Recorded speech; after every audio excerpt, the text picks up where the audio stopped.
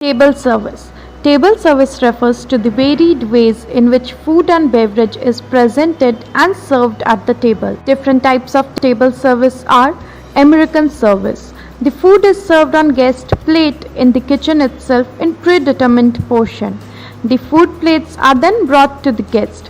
This service is commonly used in a coffee shop where service is required to be fast. Silver service. In this service, the food is presented on silver platters.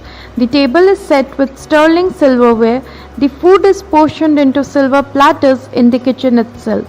The platters are placed on the sideboard with burners or hot plates.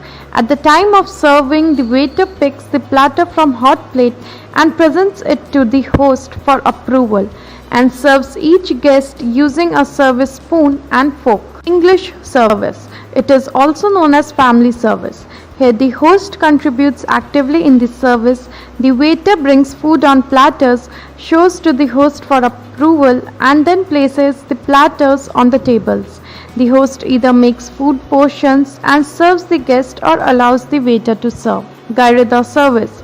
In this service, partially cooked food from the kitchen is taken to the Gueridon trolley for cooking it completely.